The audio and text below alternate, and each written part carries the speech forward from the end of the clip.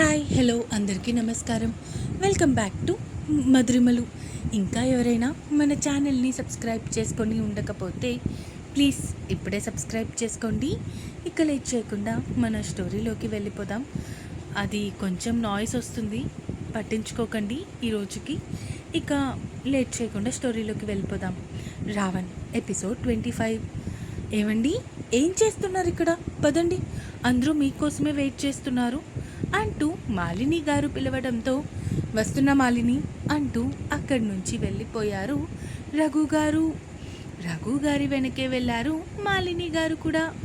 కింద సుమిత్ర గారు, సుధాకర్ గారు, బామ్మగారు, శ్రీజ అందరూ వీళ్ళ కోసమే వెయిట్ చేస్తూ ఉండటంతో సారీ కొంచెం లేట్ అయింది అంటూ కూర్చున్నారు రఘు గారు. అయ్యో లేట్ ఏం లేదులే రఘు అంటూ సుధాకర్ గారు చెప్పడంతో చిన్న చిరునవ్వు నవ్వారు రఘు గారు. ఇక తినడం కంప్లీట్ అవ్వడంతో రఘు నీతో మాట్లాడాలి అన్నారు సుధాకర్ గారు.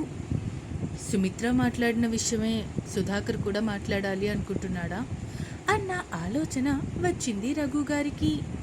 ఏంటి సుధాకర్ అది అడిగారు రఘు గారు చేతులు కడుక్కుంటూ.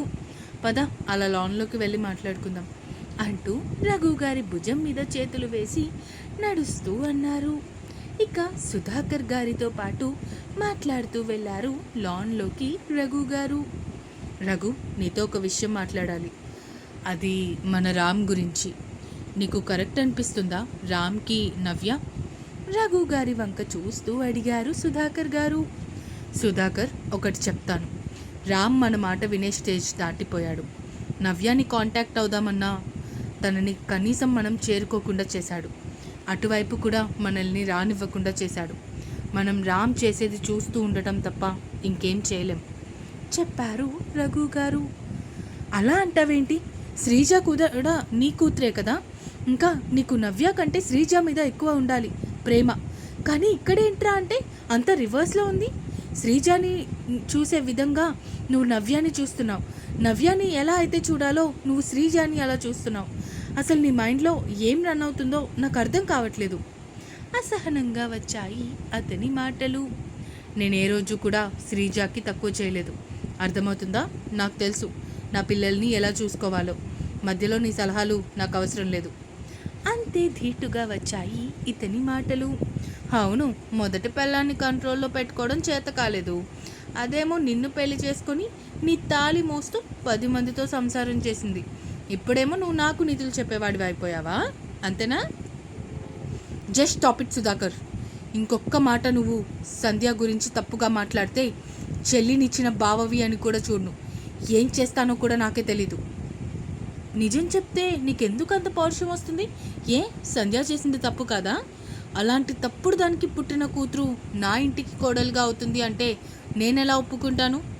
నువ్వు మాత్రమే నవ్యాన్ని మార్చగలవు.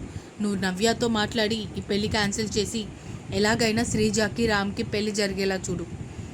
ఈ ఇంట్లో ఏం జరుగుతుందో నాకు తెలీదు, తెలుసుకోవాలి అని కూడా లేదు.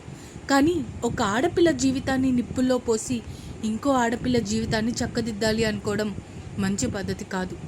తన తల్లి ఎలాంటిదైతే అవని, ఇన్నాళ్ళ నుంచి మనం నవ్యాన్ని చూస్తూనే ఉన్నాం కదా. ఏ రోజైనా తప్పుగా ప్రవర్తించిందా? తప్పు చేసిందా? మరి ఇప్పుడు తనని నువ్వు నీ కోడలుగా తెచ్చుకోవడంలో ప్రాబ్లం ఏంటి? అయినా ఇప్పుడు బలవంతంగా నవ్యాన్ని రామ్ నుంచి దూరం చేయడం అవుతుంది అనుకుందాం. కానీ శ్రీజాని పెళ్లి చేసుకుంటాడు అని నమ్మకం ఏంటి? ఒకవేళ పెళ్లి చేసుకున్నా కాపురం చేస్తాడు అనుకోవడం లేదు. ఎందుకంటే రామ్ గురించి మీ అందరికంటే నాకే బాగా తెలుసు. వాడిని రామ్గా ఉన్నప్పుడే మనం శ్రీజాకిచ్చి పెళ్లి చేయలేకపోయాం. ఇప్పుడు రావణ్గా మారాడు. ఇప్పుడు నువ్వు పెళ్లి చేయగలను అనుకుంటున్నావా?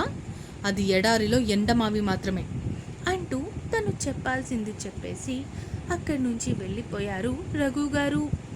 రఘు గారు వెళ్ళిపోయిన ఒక 5 నిమిషాలకి అక్కడికి వచ్చారు సుమిత్ర గారు. ఏమైందండి, అన్నయ్యతో మాట్లాడారా అడిగారు ఆశగా. మీ అన్నయ్య నాకే క్లాస్ పీకి వెళ్తున్నాడు, ఇంకా ఇండైరెక్ట్గా వార్నింగ్లు కూడా ఇస్తున్నాడు. తన అసహనాన్ని భార్య ముందు వ్యక్తపరుస్తూ చెప్పారు సుధాకర్ గారు. ఏమైంది, అన్నయ్య ఏమన్నాడు అర్థం కానట్టు అడిగారు సుమిత్ర గారు. ఏమంటాడు సుమిత్ర? ఆ సంధ్య అంట నీతి మంత్రాలంట. మరి నా చెల్లేంటి? ఎలా కనిపిస్తున్నాం నేను నా చెల్లి మీ అన్నయ్యకి? నవ్యతో నువ్వే మాట్లాడగలవు, మాట్లాడు అంటే నేను మాట్లాడను అని తెగేసి చెప్పేశాడు. ఇంకా ఇందులో నేను చేసేదేం లేదు. నువ్వు మాలిని ఏమైనా చేయగలరు అంటే చేయండి. మళ్ళీ తర్వాత శ్రీజ ఏడుస్తుంది, అత్తయ్య నవ్వింది అంటే మాత్రం నేనేం చేయలేను, ఇప్పుడే చెప్తున్నా అంటూ ఆయన కూడా అక్కడి నుంచి వెళ్ళిపోయారు. ఒసే నవ్య, ఎందుకే నా కొడుకు పాలిట దెయ్యంలాగా తయారయ్యావు? మా ఇంటికి శనిలా దాపరించావు కదే. ఒక్కసారి నాకు కనిపించు. జీవితంలో నువ్వు మళ్ళీ నా కొడుకు మొహం చూడకుండా నేను చేస్తాను. అలా చేయకపోతే నా పేరు సుమిత్రాయే కాదు అనుకుంటూ ఆవిడ కూడా అక్కడి నుంచి వెళ్ళిపోయారు. ఓయ్ అన్న పిలుపుకి రామ్ వైపు చూసింది నవ్య. ఇంకో 2 రోజుల్లో మన పెళ్ళి ఆనందంగా చెప్పాడు రామ్. మన పెళ్ళి కాదు, నీ పెళ్ళి మనసులో అనుకుంది నవ్య. నవ్య నుంచి ఎలాంటి సమాధానం లేకపోవడంతో, నవ్య నువ్వు బాగానే ఉన్నావు కదా అనుమానంగా అడిగాడు. ఆ బావా, నేను బాగానే ఉన్నాను. రామ్ గుండెల మీద తల వాల్చి చెప్పింది. నేను మన పెళ్ళి కోసం చాలా వెయిట్ చేస్తున్నాను. నేను కూడా బావా, నీ పెళ్ళి కోసం చాలా వెయిట్ చేస్తున్నాను. ఫ్లోలో బయటికి మాట్లాడేసింది నవ్య.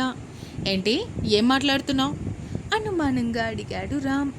వామ్మో, ఇలా బయట పెట్టేశానేంటి దేవుడా, ఇప్పుడేం చేయాలి అనుకుంటూ, అది బావా నీ పెళ్ళి నా పెళ్ళి కాదా, నా పెళ్ళి నీ పెళ్ళి కాదా, నీ పెళ్ళి అయినా నా పెళ్ళి అయినా అది మన పెళ్ళే కదా, అందుకే ఫ్లోలో నీ పెళ్ళి అనేశాను, అంతే బావా అంతే. రవ్వంత కూడా అనుమానం రాకుండా చాలా చాకచక్యంగా మాట్లాడింది నవ్య. నవ్య మాటలు కొంచెం తేడాగా అనిపిస్తున్నా కూడా నవ్య అంత ధైర్యం చెయ్యదు అన్న భ్రమలో దాన్ని లైట్ తీసుకున్నాడు రావణ్. రావణ్కి ఎక్కడ అనుమానం వచ్చిందో అన్న భయం నవ్యలో లేకపోలేదు. ఎలా అయినా బావ మైండ్ డైవర్ట్ చేయాలి అనుకుంటూ రామ్తో ఆ మాట ఈ మాట చెప్తూ తనని మరిపిస్తుంది. ఇక రామ్ కూడా నవ్యతో మాట్లాడుతూ పడుకుండిపోయాడు. రామ్ పడుకున్నంత వరకు నవ్య కూడా పడుకున్నట్టు నటించింది. కానీ రామ్ పడుకున్నాడు అని కన్ఫర్మ్ చేసుకున్నాక అప్పుడు మెల్లగా లేచి రామ్ ఫోన్ తీసుకొని బాల్కనీలోకి వెళ్ళింది. ఎలా అయినా శ్రీజాకి విషయం పాస్ చేయాలి అనుకుంటూ ఫోన్లో శ్రీజాకి కాల్ చేసింది. అంత నైట్ టైం ఫోన్ వచ్చేసరికి ఎవరు చేస్తున్నారో కూడా చూడకుండా లిఫ్ట్ చేసి హలో అంది మత్తుగా. శ్రీజ, నేను నవ్య. నవ్య పేరు ఎప్పుడైతే విన్నాదో అప్పుడే నిద్రమత్తు మొత్తం వదిలిపోయింది శ్రీజాకి. అక్కా, కళ్ళు పెద్దవి చేసింది. నేను దొంగతనంగా ఫోన్ చేశాను. బావ పడుకున్నాడు, అందుకే ముందు చెప్పే విషయం విను. ఇంకొక 2 రోజుల్లో వెంకటేశ్వర స్వామి గుడిలో పెళ్ళి. నేను ఆపడానికి అన్ని విధాలుగా ట్రై చేశాను, కానీ నా వల్ల కాలేదు.